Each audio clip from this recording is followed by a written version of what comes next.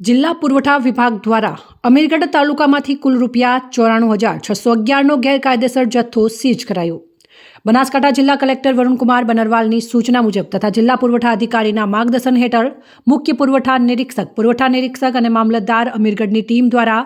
ખાનગી બાતમીના આધારે તારીખ 2/1/2024ના રોજ બનાસકાંઠા જિલ્લાના અમીરગઢ તાલુકાના વિરમપુર ગામે ચાચર ચોક વિસ્તારમાં પ્રવીણકુમાર રામદીન અગરવાલના ગોડાઉન અને કરિયાણાની દુકાનમાંથી ઘઉં, ચોખા અને ખાંડનો જથ્થો સીઝ કરવામાં આવ્યો હતો। જે જથ્થો પ્રાથમિક રીતે જાહેર વિતરણ વ્યવસ્થાનો ગરીબોને ફાળવેલ હોવાનું માલુમ પડતા ઘઉંના 1 કટ્ટા 48.750 કિલોગ્રામ જેની કિંમત ₹1316.25, ચોખ્ખા 69 કટ્ટા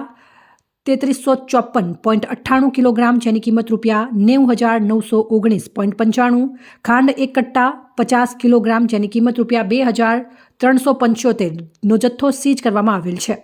આમ તારીખ 2/1/2024ના રોજ અમીરગઢ તાલુકામાં આવેલી દુકાનોની આકસ્મિક તપાસણી કરતા કુલ ₹94,611નો ગેરકાયદેસર જથ્થો સીઝ કરવામાં આવેલ છે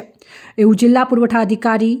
અખબારી યાદીમાં જણાવ્યું છે। અમીરગઢ તાલુકામાં સસ્તા અનાજની દુકાનમાં ગરીબોને મળતું અનાજનું અનાજ માફિયાઓની એક જ દુકાનમાં આકસ્મિક તપાસ કરતા જો આ હાલ છે તો તાલુકાની તમામ દુકાનોની આકસ્મિક તપાસ થાય તો મસ્ત મોટું કૌભાંડ બહાર આવી શકે તેમ છે।